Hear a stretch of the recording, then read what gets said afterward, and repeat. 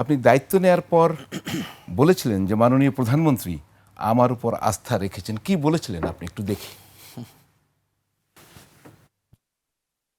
যে রাজনৈতিক দায়িত্ব তিনি আমার উপর দিয়েছেন সেই দায়িত্ব যথাযথভাবে যাতে পালন করতে পারি এই জন্য আমি দেশবাসীর দোয়া চাই, সহযোগিতা চাই। জি, রাশেদ খান। তো প্রধানমন্ত্রীর রাজনৈতিক সহকারী খুবই গুরুত্বপূর্ণ একটি পদ। আমরা একটু প্রথমে বুঝতে চাই যে এই পদের আসলে কাজটি কি, আপনাকে কি করতে হয়? আপনি যদি একদিনের একটা শিডিউল আমাদেরকে বলতেন। সবাইকে সালাম এবং শুভেচ্ছা। দেখেন, একজন রাজনৈতিক সহকারী বা রাজনৈতিক সচিবের রাজনৈতিক বিষয়গুলো নিয়ে ডিল করতে হয়। যেমন আমাদের যারা রাজনৈতিক নেতৃত্বের জায়গায় রয়েছে তারা যে বিষয়গুলো নিয়ে কথা বলেন, তাদের সেই বিষয়গুলো মানে কোন কথাগুলো আসলে এই মুহূর্তে আসলে জরুরি এবং বলা উচিত, সেই কথাগুলো নিয়ে গবেষণা করা, অ্যানালাইসিস করা এবং বলা যায় যে রাজনৈতিক যে নীতিগত সিদ্ধান্ত সেটি বাস্তবায়নে আসলে সরকারকে সহযোগিতা করা বা কাজ করা। এছাড়া রাজনৈতিক অনেকগুলো বিষয় থাকে, সেই বিষয়গুলো দেখভাল করা, রাজনৈতিক লিয়াজু সমন্বয় করা, যেমন যারা আসলে নেতাকর্মী রয়েছে তাদের সাথে যোগাযোগ করা, বিভিন্ন পার্টির সাথে সমন্বয় সাধন করা এবং তৃণমূলের যে কাজগুলো তারা সঠিকভাবে করছে কিনা, কতটুকু আসলে কাজ হচ্ছে না, কোথায় কোথায় আসলে ঘাটতি রয়েছে, সেই তথ্যগুলো সংগ্রহ করা, জনসংযোগ এবং প্রচার কার্যক্রম পরিচালনা করা এবং গণমাধ্যমের সাথে আপনাদের সাথে সমন্বয় সাধন করা। সামাজিক যোগাযোগ মাধ্যম এই মুহূর্তে খুবই গুরুত্বপূর্ণ।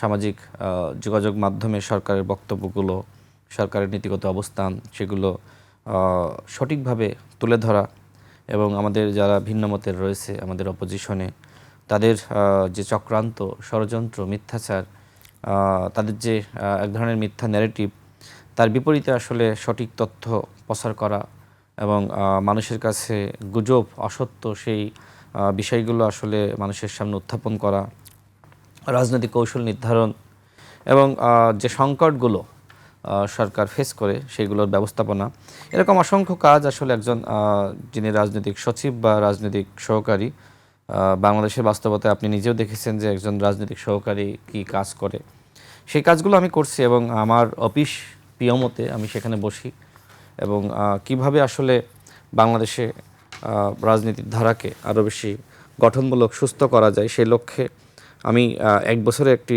পরিকল্পনা গ্রহণ করেছি এবং আমাদের মাননীয় প্রধানমন্ত্রীর কাছে আমি গিয়েছিলাম। শীঘ্রই এটি নিয়ে বিস্তারিত আলোচনা হবে এবং তিনি অনুমোদন দেওয়ার পরে সারা দেশে সেই বিষয়গুলো নিয়ে কাজ করা হবে। আপনি কয়েকটি কথা বলেছেন যে আপনার যে দল, আপনি তখন বিএনপি, আপনি তো একসময় বিএনপিতে ছিলেন না, আপনি তো গণ অধিকার পরিষদের সাধারণ সম্পাদক ছিলেন। এক্স্যাক্টলি। জি। তো এখন তো বিএনপি তো দেশের সবচেয়ে বড় রাজনৈতিক দল, এখন একই সঙ্গে তারা ক্ষমতায়, এবং আপনি বলছেন যে দলের ভেতরে সমন্বয়, একই সঙ্গে অন্যান্য যে রাজনৈতিক দলগুলো আছে তাদের সঙ্গেও একটি যোগাযোগ মেনটেন। তো দলের ভিতরে কি আপনি গ্রহণযোগ্যতা পাচ্ছেন? কারণ আপনি তো বিএনপিতে ছিলেন না এবং বিএনপি বলা হয়ে থাকে অনেক ত্যাগী নেতাকর্মী, তারা তেমন কিছু পায়নি। আপনি ওই শব্দটা তারা বলে যে উড়ে এসে জুড়ে বসেছেন, আমি বলতে চাই না, কারণ আপনি তো মাঠেই ছিলেন। তো উড়ে এসে জুড়ে বসেছেন, তো আপনি কি পারছেন? দেখেন, আমাদের মাননীয় প্রধানমন্ত্রীর কয়েকজন রাজনৈতিক উপদেষ্টা রয়েছেন এবং তার আশপাশে অনেকেই রয়েছেন, তারা তাকে বিভিন্ন বিষয়ে পরামর্শ দিয়ে থাকেন। তিনি আরও দায়িত্বের বাইরেও যারা রয়েছে তাদের কাছ থেকে পরামর্শ গ্রহণ করে থাকেন। অর্থাৎ তিনি যখন যার কাছ থেকে যে ধরনের পরামর্শ নেওয়া দরকার সেই পরামর্শ তিনি নিয়ে থাকেন।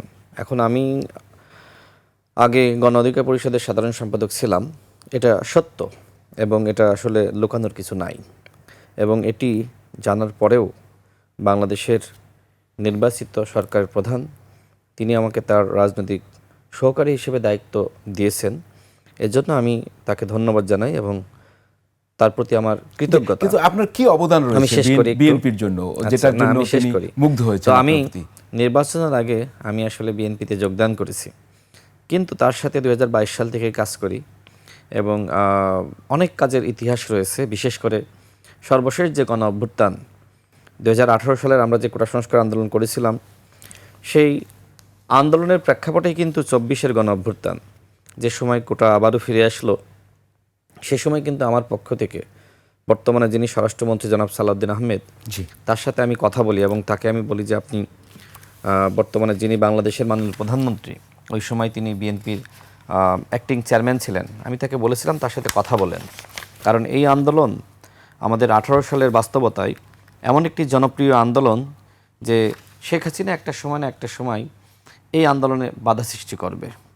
তখন আমাদের অন্তত দায়িত্ব থাকবে বাধা দিলে বাঁধবে লড়াই, এবং সেই লড়াইয়ে ছাত্রদেরকে কিভাবে সহযোগিতা করা যায় সেই ব্যাপারে পূর্ব প্রস্তুতি গ্রহণ করে রাখা, এবং সেই মোতাবেক আসলে আমরা কাজ করেছিলাম মাননীয় প্রধানমন্ত্রীর নির্দেশনায়।